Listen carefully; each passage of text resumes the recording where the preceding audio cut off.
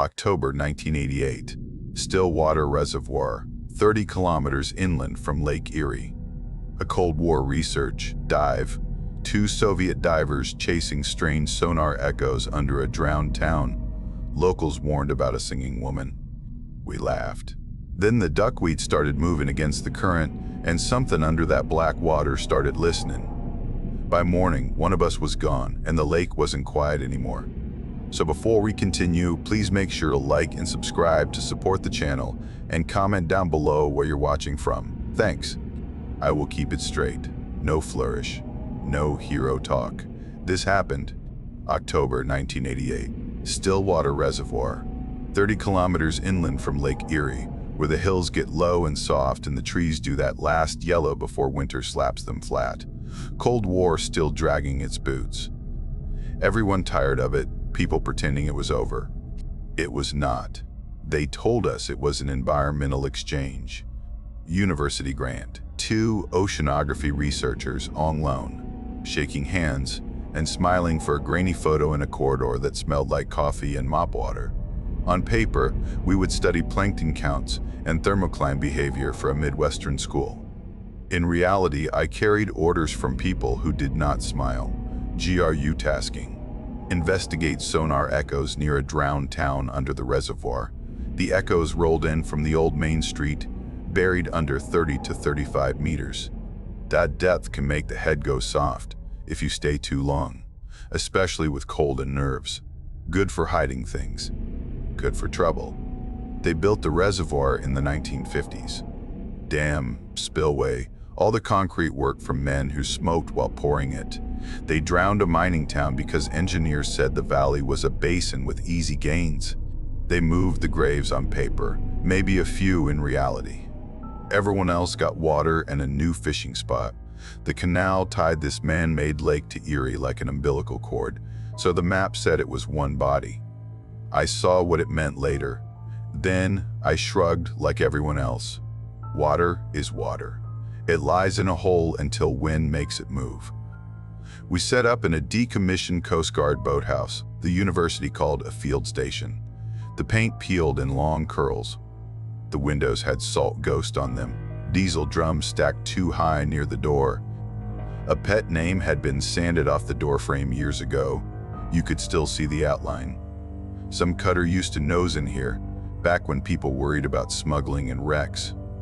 Now it was ours. A generator coughed behind the building and settled into a slow clatter. The shore was quiet. Mist hung over the reservoir in strips. Ducks tracked lines through duckweed. No one else used our slip. I was Lieutenant Alexei Morozov, Soviet Navy diver, Black Sea Fleet. Afghanistan before that as a naval infantry attachment, mostly guard duty that turned bloody on odd days. Mid-30s by then. A little gray around the edges that I shaved off each morning like it would fix anything.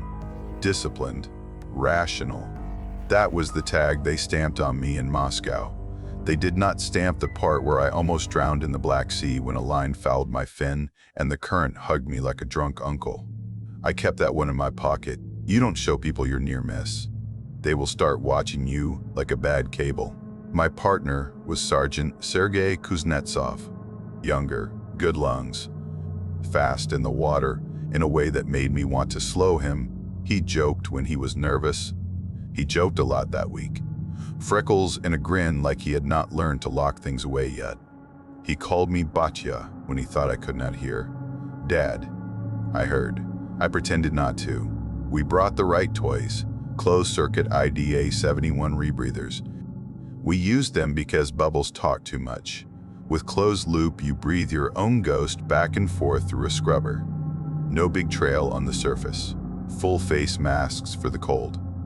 Tethered comms because radio through water is a liar, and cable at least tells you when it is being a bastard. We had a portable side-scan towfish that we rigged off a small aluminum work skiff. Hydrophone too. The hydrophone was an old friend, just a wire and a piezo ear that hums when the world hums. The lake lay there like a mirror that forgot how to breathe. Glass in the morning. Little wind. Leaves clung to shorelines and then broke free in slow rafts. The hills did nothing. No farm smells, no city noise. Just bird calls and boat hull knocks when we shifted weight. The diesel Jenny put a steady thrum in my bones. I like that. Mechanical heart. Something you can kick when it dies. The locals tolerated us. University badge on the breast pocket worked like a talisman. We were polite in the way foreigners are when they do not want to be seen. Coffee at the diner near the dam. Eggs on a plate that had been wiped 1,000 times. Nobody asked about Moscow. They asked about the fish and the weather and why we were there so late in the season. Plankton don't care, Sergei told a waitress with tired eyes. She laughed with one corner of her mouth and told us to stay off the water at night. Singing women don't like visitors, she said. I filed it under folklore. Everything in the world has a story that warns you away from the soft spots. Means a soft spot is there. Means someone went in. We did the routine. Greased the O-rings that mattered. Cracked the rigs open with care. Check scrubber canisters. Soda lime dry? Good. Sensors in range? Good. Battery for the monitor? Good. Spares in plastic bags with silica gel. Masks cleaned. Lenses clear. Comms check. Alexei, I hear you. I made him do it in Russian and English because the diplomats like to hear their money used. He called me a name in Russian that would get his teeth knocked if it came from anyone else. I called him worse. It was fine. The lake listened like it cared.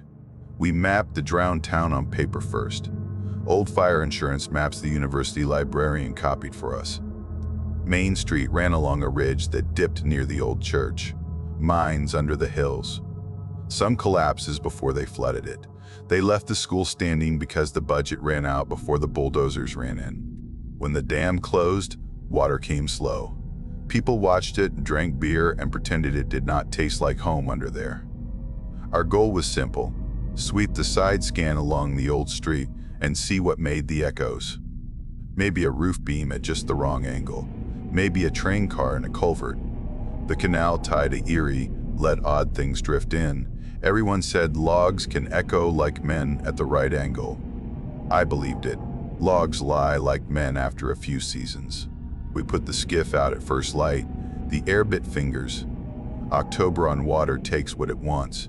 Sergei grinned through his hood. Batya, you sure you want this old boat? It floats. That is enough. We set the towfish on a bridle and paid out cable in a neat figure eight.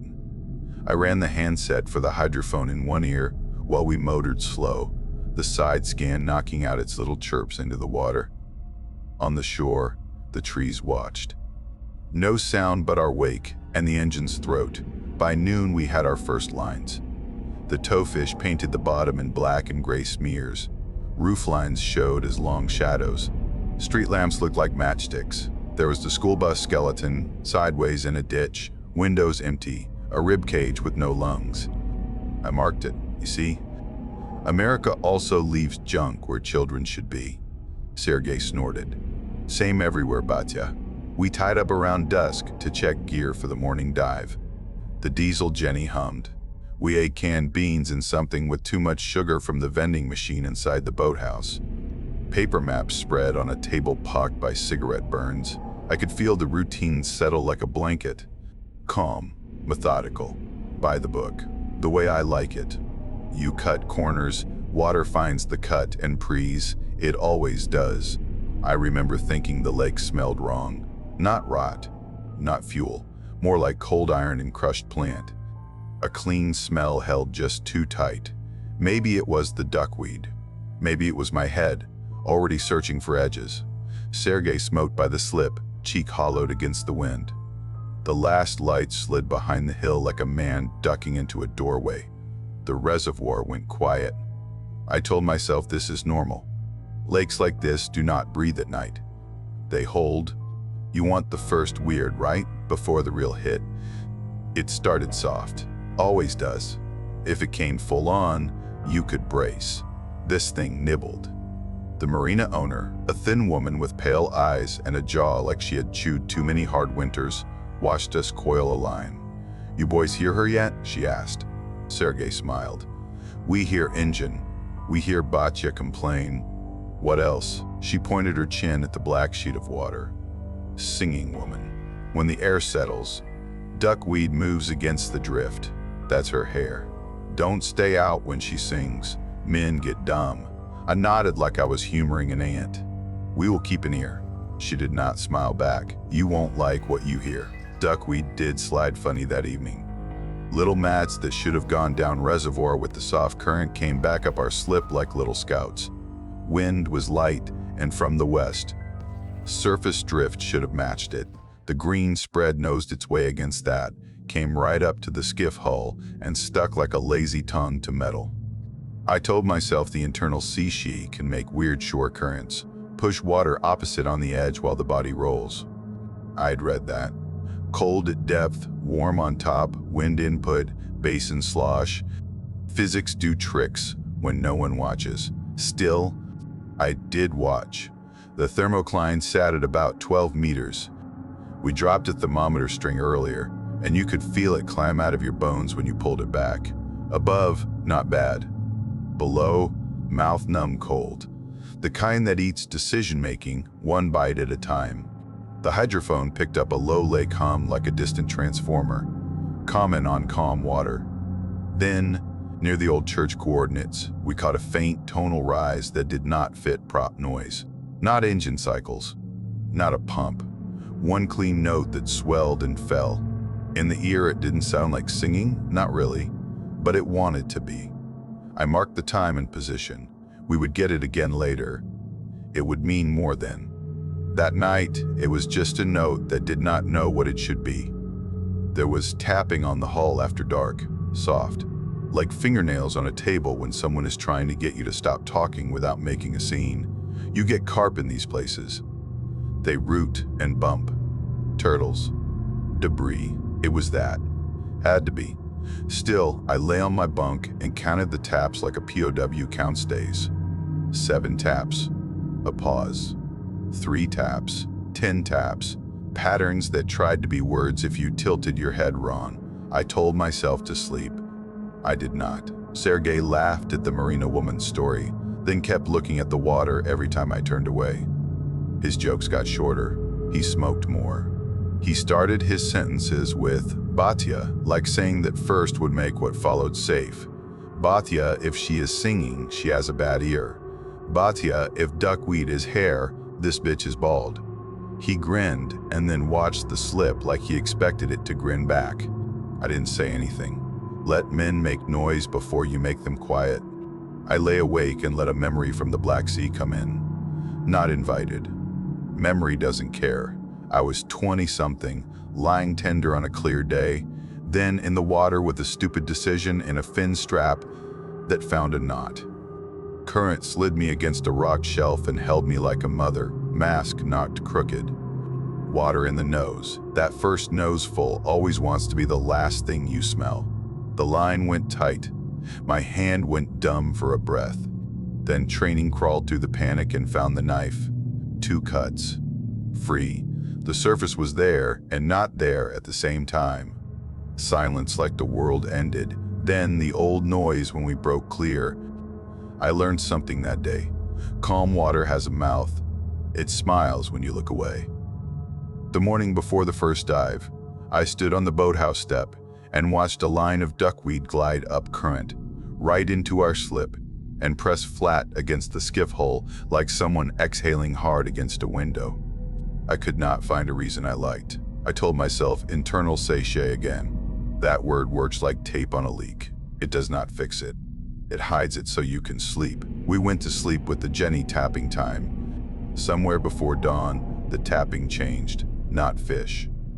Not a bum bum bung from a lazy carp belly. This was crisp, nail on enamel. It ran along the hull and paused under the stern like someone almost said your name and then remembered you owed them money. I lay still and counted heartbeats until it was over. When I finally slept, I dreamed about reeds moving against wind, and a hand that never breaks the surface. Just the hair, and then the hair is not hair. Dawn dive. That is the best light for the brain. The body still thinks it is a machine. The lake thinks it is alone. We went by the book. Coffee that tasted like machine oil. Oatmeal with too much salt because we misjudged with cold fingers. Gear laid out in a row like a drill. IDA 71 checked, scrubber sealed. Oxygen bottle topped, diluent topped. Mixed breath in the loop and bled to make sure the sensors read like they should. Comms test. Sergey. I hear you, Batya. Say again. I hear you. You breathe loud. Better loud than last. We stepped off the stern with no splash. Surface gave a little slap on the mask like a tired ant, and then the cold took us. The first 10 meters were clear green. Light shafts made church windows in the water. Above the thermocline, the algae floaters kissed your cheeks. Then we crossed 12 meters, and it turned to winter. The cold reached up the sleeves and bit the fingertips. You can feel your blood argue with you when it gets that cold. The mask squeaked as the pressure came up. I blew a soft nose to ease it. We hit 20 meters, and the roof showed like whales. Gables with algae fur. A weather vane bent sideways with a film of growth on it, pointing north from habit. We drifted over a street lamp, and it looked like a dead match with a green head. We kept the banter up. It keeps the stupid voice in your brain from getting the mic. Batya, this bus lost a fight. Everything under here lost a fight. You first. Always. We followed the old main street. The towfish had painted shadows of houses, and now the real things rose under us. Doors where no one walked in 30 years. Windows, with lake eyes looking out. The silt lay thick and soft, a blanket thrown after the murder. Our fins brushed and left little ghosts that swirled then settled. The school bus ribcage leaned on its side like a drunk who found a ditch and decided he lived there now. The hydrophone on my chest was passive, ear open. I kept the volume down so it wouldn't make me stupid. You can make yourself crazy listening for something you do not understand. I wanted it for the big stuff. Prop wash. Odd knocks. It hummed like a wire under a long load. We used side scan on a short toe from a spool at my hip. The little tablet inside my chest pack showed the sweep. Gray world on a buzzing screen. The way you watch a baby picture and pretend it is clear. We swung across the steeple of the church. The shadow was long. The top was broken at an angle like a tooth. I set it into the mic. Steeple is down a little. Mark it. Sergey answered, and I heard something else under his voice. A bad quiet. You hear that? He said. Say again. She is singing. Very soft. I heard band-limited static and my own loop. Then the steady diesel thump from our Jenny on shore, traveling through the water like a ghost heartbeat. No singing. I told him to check his volume. He said it was not the hydrophone. It is here. He tapped his mask. Like vibrations in teeth. We held depth at 32 meters. That is a place where nitrogen chews, but not enough to make men drunk fast. We were not there long. We swept the tablet left and right above the old main strip. On the edge of a silt plume, something smudged across the view. Not a beam, not straight. It had the shape of a person lying on their side with hair drifting. If you want to see that, you can see it. If you want to see rope, you see rope. I marked it and called it artifact. You don't say ghost on the radio. Sergey's loop got weird. I heard it in the small sounds. His breathing slowed. That can mean control. It can also mean the brain is locking up. Sergey, check PO2, is fine. He sounded far. Say you're reading. A pause. It flickers. It is fine. Numbers. He didn't answer. Then he muttered a thing that got in my bones. Someone is there, he said. Soft. Not you. Not me. I turned slow. Silt makes a liar of any quick move. I saw nothing except the tilt of a roof and a curtain of duckweed strands draped on a broken window. Duckweed does not live this deep. It rides men down when they do not kick hard enough. Abort, I said. By the book. No debate. He did not argue. That scared me more than a fight. We did the ascent like a drill. Stop. Breathe. Check. Slow. Keep narcosis from turning into a bar story with no storyteller. We broke surface in a little patch of wind that rippled the water like skin under chill fingers. The duckweed mats were gone. The air smelled like nothing. On the boat, he shook with cold and something else. His lips were not blue. His eyes were not right. They did not sit. Could be oxygen, a hair high. Could be his head going sideways. He pulled the mask off with a slow, careful motion like it might curl and bite him. He said one line. "Her hair," he said, "like weeds." Then he laughed one bark and threw up over the side. We got him warm. Dry wool. Tea with more sugar than you want. He came back to the chair, but not back to the room. He stared at the deck like it was trying to spell. I sat across and cleaned the mask seal with a cloth. I did not say ghost. I did not say woman. I said, we will check the gear. We will check the frames. We will find the reason. That is what a careful man says. That is how he lies to himself. On shore, I went to the table, pulled the tapes and the little disc we used to record a video feed from the side scan. We didn't have the fancy gear those American labs had. We had a Soviet box that worked half the time, and a second one in case the first got sad. The frames came up as gray on darker gray. Scribbles and shadows. I scrubbed them frame by frame. There it was, behind a roofline, a shape like a person but with parts that did not make sense. Hair like strands, following a small turbulence in the silt. Not proof, but enough to itch under a bandage that had not been applied. Sergei hovered and pointed with a pencil. "See, here. You want to see," I said. "I saw," he said. "You did not. That is, difference." Fog crawled up from the water by late afternoon. Thick, low, a blanket dragged across a sleeping man's face. VHF radio complained. The squelch turned toothy. I worked the dial with the patience my teachers beat into me. The weather station hissed and said nothing. The hydrophone in the water picked up more than motor hum. A new interval slid in and out like something choosing a door. A woman's voice without words. Could be interference. Could be the shape of the basin bouncing a fairy horn in pieces. Could be the thing you hear after you want to hear it. I pushed the volume up and down and tried to break it into parts. It came back with syllables that wanted to be Russian but were not, like a child who learned to speak by listening through a wall. Lasha, it felt like. That is how my mother said my name when she was soft. No, I cut the volume. My thumb shook like it was cold. It was not. Sergei stood up and went to the door. "We should go back down before dark," he said.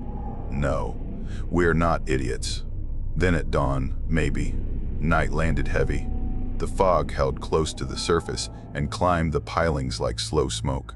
The Jenny sound got smaller. The tapping came back, on the hold this time and on the dockboards in lazy drips that did not match the water. I counted and then told myself I was not counting.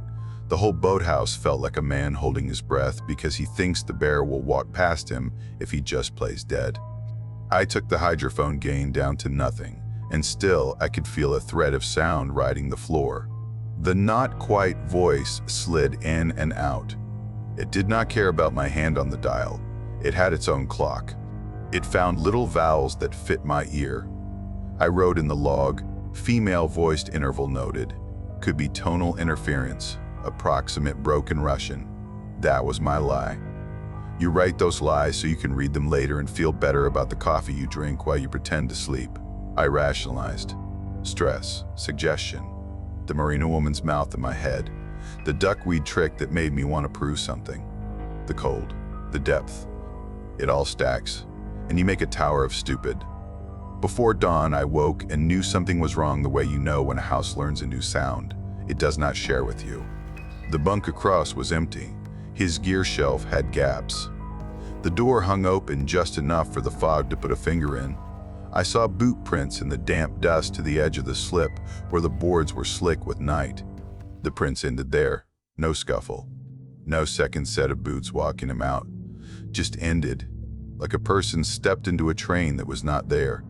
I went outside and called his name. Soft at first, like maybe he was being a bastard, then louder until my throat caught. The fog ate it. I could only hear myself. I stood with my hands on the dock posts and waited for his answer and got tapping on the hull like a woman thinking about whether to knock. I keyed the radio to the university liaison and then to the consulate line. Formal words, missing person, diver, likely in water. The answers came slow and careful. Diplomats love careful. We will coordinate with our counterparts, they said. Do not involve local law enforcement yet. Sensitive situation. They were not wrong. A Soviet soldier missing in an American reservoir in 1988 could make papers sing in keys no one wanted, but the lake did not care about headlines. I cared about Sergei. I did what you do when the plan gets bent. I checked the shoreline for drag marks. None. I checked the locker for a note because people in stories leave notes. No note. I checked the hydrophone for a reason to hate it. It gave me a soft vowel. L. Like a tongue learning to say my name. I turned it off and threw the switch hard enough to make my thumb sting. I sat at the table and laid out the charts and drew a line to where his prints ended. I traced the drowned street that lay out there under the fog. I thought about waiting for permission. Then I thought about his laugh, the way he said Batya, and made it a shield. I put on the suit. The weather dropped its weight on the lake. The wind moved only to turn the fog to faces that leaned in and vanished. The Jenny coughed and kept going. The Marina woman was there at the edge of the slip, silent, arms crossed. She did not ask questions. She knew the answers. Don't go alone, she said. I went anyway. You do not dive alone in water like that. You do not dive alone, period, if you want to die old. I pushed off anyway. I told myself I was not alone. I had a line to the boat. I had a hydrophone ear.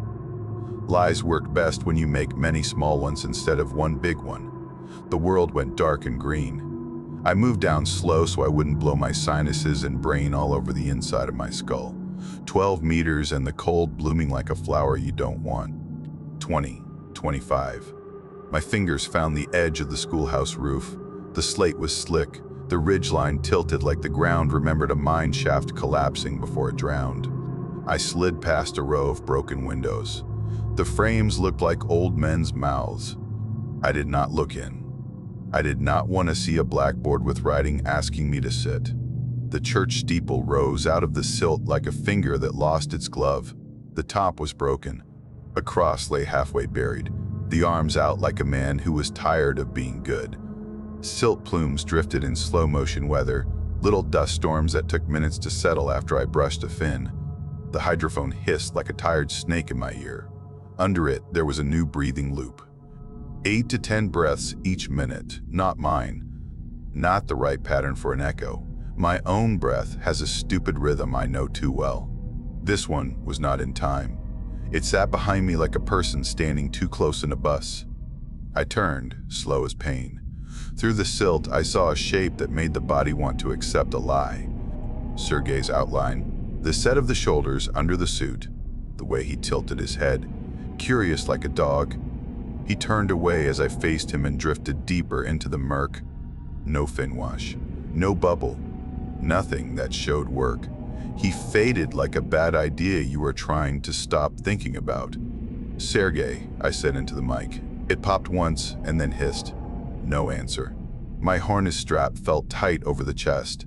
I loosened it a hair. That was stupid. Stupid keeps your heart busy, so it does not beat you with panic. The voice came back. First, it found my mother's tone, not the words. The tone she used when I came home wet and cold and refused tea. Then it used Sergei's grin inside the vowels. You came back to me, it said. Soft. Just right. No bubbles carried those sounds to my ear. It knew how I want words to sound. The shape coalesced at the edge of the silt haze. Not clear. You never get clear under there. But enough. Skin, not skin. Pale with a green under it like old glass. Hair that was not hair, more like weed mats trailing and catching on nothing. Eyes that were too large for the face. Not fish, not human, with a light in them that was not a glow you could measure with a meter, but the kind you feel when a cat looks at you from a corner and you realize you are not the only thing that thinks. I told myself, narcosis, hypoxia, anything to make it physics.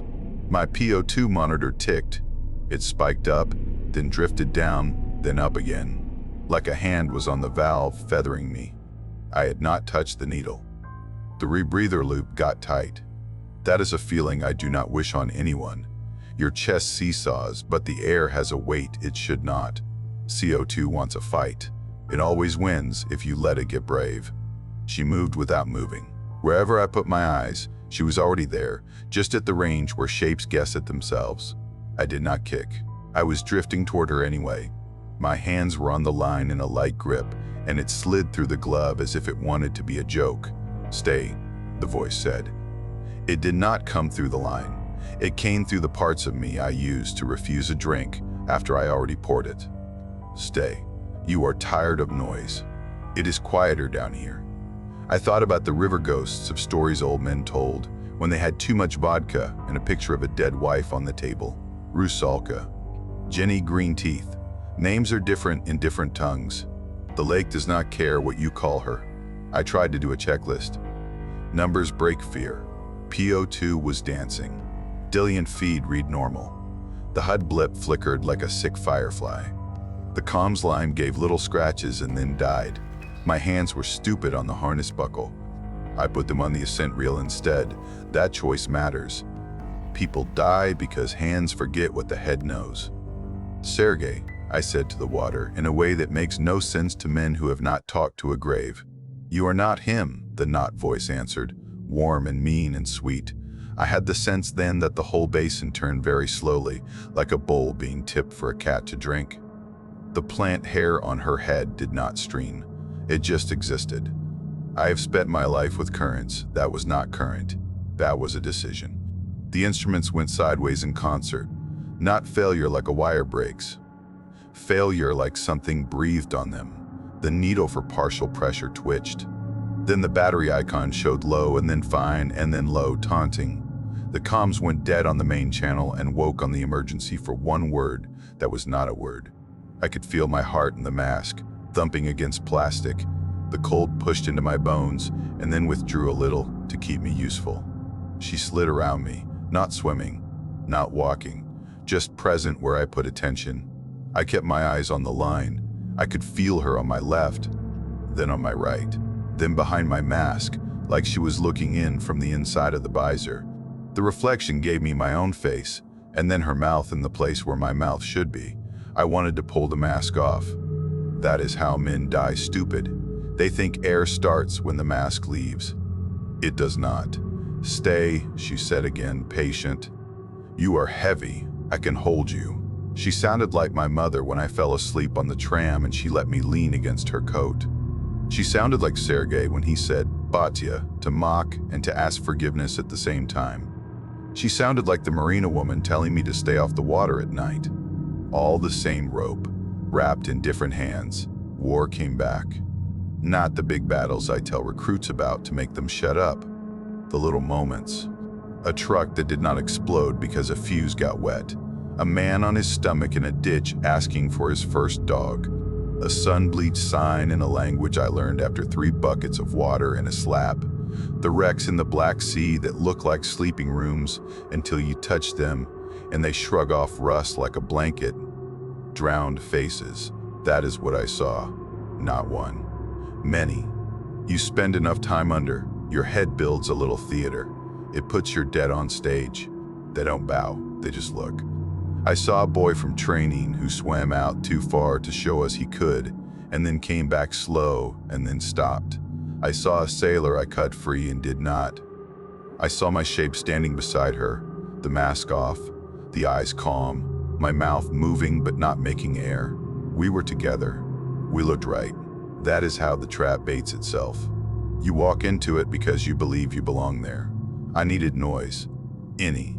I grabbed the comms lead and yanked it loose from the port on the mask. Not the mask. I kept the seal. Training lives even when the lights go out. Cold water seeped where the connector was, a kiss on the cheek that went to the spine. I blinked hard. Vision crisped for a blink. I saw the steeples lean like a crooked finger. I used that as a north in my head. My glove found the ascent line by touch. I wrapped it twice around my wrist because I did not trust the hand. I kicked. Hard, hard. Not frog. Straight. Long. It felt like someone held my ankles and smiled. I kicked again with the other leg. The silt rose slow and lazy and tried to pull the line away from me like a toy. In the visor, her face appeared inside, not outside. Small at first, then the size of the mask. Smiling, not teeth. Not teeth, something that was almost teeth. Green skin under water light. Weed hair pressed against the inside of the plastic like someone tapping a fingernail on a window. She mouthed the word I knew and did not want to hear. Lesha. The way my mother said it, the way no one else is allowed. I said a word that is not in any prayer book. It helped because it was mine. I kept the ascent slow because I know what happens when you sprint. The nitrogen in your blood looks for a door. It finds the door in your joints and your brain, and you don't get another chance to open any new ones. Slow. Breathe.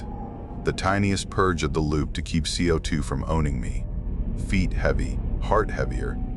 The sound dropped out of the world like someone took a big pillow and pressed it over the whole lake. I broke surface into fog but did not let the sound back. Even air has places it won't go. My headlamp showed a ring of white and my hands, pale in the beam like things that did not belong to me.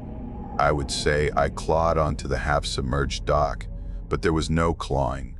There was a slow crawl that felt like an hour and was a minute. Wood under my palms felt like proof. I rolled onto my back and stared at gray. When sound returned, it came one piece at a time. The Jenny hiccup. A gull I could not see. My own breath, loud and rude, filling the mask with a stink of rubber and man. Somewhere a soft drip tapped a rhythm on wood that matched my heart for a few beats, then did not.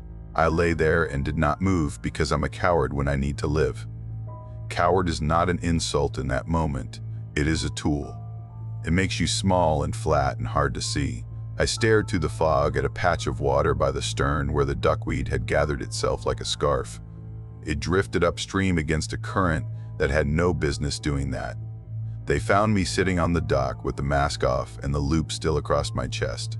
Found is the wrong word. They walked up. The marina woman at the front, a man from the university who wore a jacket with elbows so scuffed you could read the heartbreak in them, and two men who did not give jobs out loud. One of the quiet men had a radio that worked even when the others did not. He did not share. They helped me up and did not ask what I saw. They asked what the instruments did. Did I record? Did I log? Did I have numbers? That is how it goes. Men who never touch that water want numbers to put between them and the thing that lives there. I gave what I had. The PO2 log, spikes, drifts.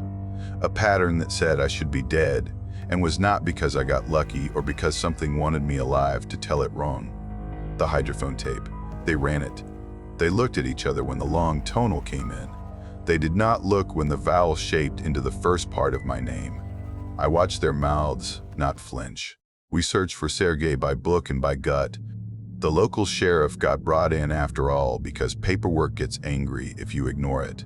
They put a boat with a hook and a man who had pulled too many bodies in his time.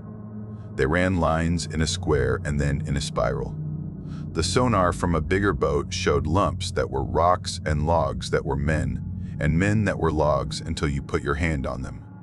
We did not find him. We found a coat that was not his. We found a wheel from a tractor.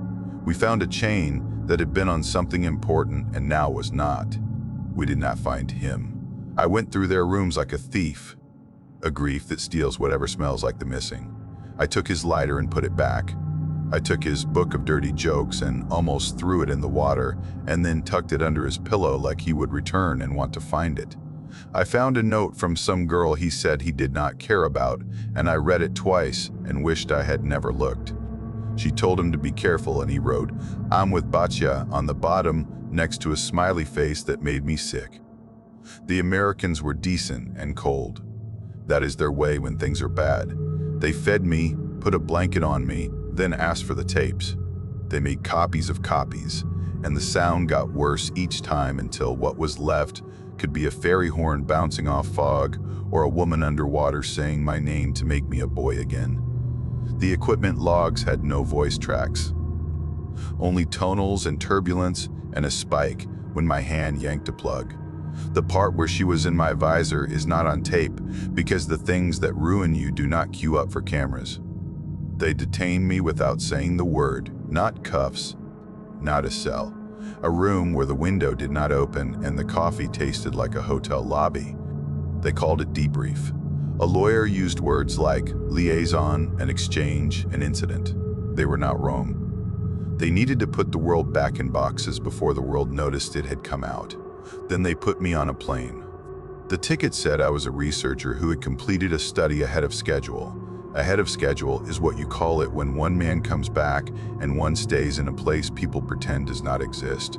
They did not want a local story. They did not want a Cold War story. They wanted no story.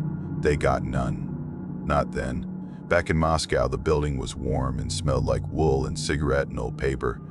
They made me sit with a man who never raised his voice because he never needed to. I told it straight as you can tell something like that. I stayed away from the parts that make you look like a child. I did not say her name because I did not know it, and because giving a thing a name makes it want a seat at the table. I think the lake is talking, I said. That was my hard line. It speaks. The man wrote a note and did not look at me for a count of 10. To who? He asked. I wanted to say to me and to anyone and to who it chooses. I did not say any of that. To us, I said. That was the wrong answer. He circled a word on his paper as if it would bleed. Us is not good, he said. We prefer numbers. Psychoval flagged me, not as a liar. As a man who brought something back that won't fit on a shelf. Trauma, a woman with hair like my aunt said. Near drowning resurfacing. Early retirement came with a thank you and a stamped paper that said, I did this day proud. They gave me a little badge to put in a drawer. It looked like something you give a child for standing still during a photo. Before I left the building, I took the long hall past the tech room. A boy in there had handled the tape. He had a burn scar on his wrist that looked like a letter. He did not turn when I stepped in. I kept my voice low. Did you hear her too? I asked. He did not answer. He put his finger on the tape counter and watched the numbers spin. When he finally looked up, his eyes were not at me. They were at a point on the wall where paint had bubbled years ago, and someone had not scraped it. He shook his head once, side to side, as if telling a child a fairy tale had ended. Then he pushed the tape in, hit play, and the room filled with a low hum that could be anything or the only thing. Years then, 10 of them. 1998, Volga River. I live alone now. A little dacha that leaks in 2 places I don't fix because the drip is a clock I know. There's a dock out back that I patched with old planks that once held something else up. I keep a hydrophone on it, an old one, with a cord I splice when it gets opinionated. Habit, or penance. You can call it either. It doesn't make me sleep better. I fish, poorly. I drink less than I thought I would. I talk to neighbors about things that have dirt on them. Potatoes, fences, dogs. I don't put my head underwater anymore. My lungs still pump. My hands still remember the straps. I let them forget. On windless nights, when the Volga lies like a knife, and even the mosquitoes seem to think twice, I lower the hydrophone into the dark until it touches the feel of the river and hums a little in my palm. The noise floor is low then. You can hear big things far. Barges. A prop turning slow. A man on the far bank, dropping a bottle in the reeds. Sometimes under all that there is a female humming, very thin, threading the noise like a line you only see when the light hits it right. I don't call it singing. Singing is for people on stages. This is for people in rooms where the chairbacks are sticky with life. It matches the Great Lakes recording within what I call tolerance. That is my conclusion. It is not proof. It does not want proof. It wants you to listen. I wrote it in a notebook with a pencil because ink bleeds when water decides it wants that page. Recurring tonal, I wrote. Matches prior with small shift that could be bass and effect. That is the lie I love. The one that keeps numbers between me and the thing that wants my name. On some nights, I do not log. I sit and I let it go through me, like a draft through a cracked window. Sometimes I dream in 2 parts. In one part, I am at the boathouse door, watching duckweed move against the drift, and I have the feeling that if I step back the right amount, it will spell something I can read. In the other part, I am already under. A steeple points at me instead of the sky. My mother says my name and she is not my mother. Sergei stands just out of reach, smiling like he did when he got away with something small. I never see him whole. I never see her whole. That is a mercy. The Marina woman wrote me once, a short note that got carried through 3 hands before it found me. No change here, she wrote. Men still think they are strong. Water still thinks it is older. She did not ask about Sergei. She knew. We do not put some names in our mouths because they come back tasting like weeds. I sit on the dock with my feet on the boards I should replace, and the hydrophone cable under my heel to feel its small talk. When the tone comes, thin and steady, I nod like a man listening to a story he has heard before and pretends is new. I say nothing out loud. I don't give it a door. You want a lesson? Campfire rules, right? A moral. Don't go alone. Don't follow voices. Don't let the dead teach you their songs. Fine. Take that if it helps. Here is what I keep. Water remembers. Not in a book way, in a mouth way. It keeps the taste of what it took. You get close, you smell it. You get closer, you hear it. You get too close, you belong to it. I keep the old gear in a crate, not to use, to remind. The mask has a scratch on the inside where a thing pressed itself to see if it fit in my skin. The strap smells like rubber and the little mold that grows on rubber that does not see sun. I do not clean it. I let it be. The last time I dropped the hydrophone, I did not even need the headset. The cord went tight in my fingers like a cat when it sees a shadow. The river made a sound like a woman with a good voice humming in a room where a man has just fallen asleep and will not wake until she wants. I put the set down and watched the black water make blacker shapes. I thought about men who built the dam and the ones who signed the paper moving graves. I thought about boys who called me Batya to make the night less wide. I thought about a steeple pointing into silt and what it points at now. You can put a name on it. Jenny Greenteeth, Rusalka, Nix, Lady of the Lake with a book full of favors and debt. Doesn't matter. She does not need you to be correct. She needs you to be careless. She waits. That is her only job. She is better at it than any of us will ever be at anything. So I listen. That is what is left. I sit until the cold goes into my ankles and my coffee dies beside me and the east turns a shade lighter that does not admit it yet, and I listen. The tone threads the noise. It comes. It goes. I know it now like a scar you forget until the weather changes. I don't dive anymore. I don't tell this to children. I tell it to men who think bravery is loud. I tell it to men who think water forgives because they are sorry. Then I stop talking. I let the night do the rest. And when it gets very quiet, when even my own breath is a bother I want to set down, I hear it clean and close, the smallest psalm. The lake remembers who it drowned. So that's the end of our video. If you made it this far, make sure to hit like and subscribe. It really helps the channel and it's free. And if you want more terrifying encounters like this one, check out the other videos on screen right now. Thanks for watching and stay safe out there. See you soon.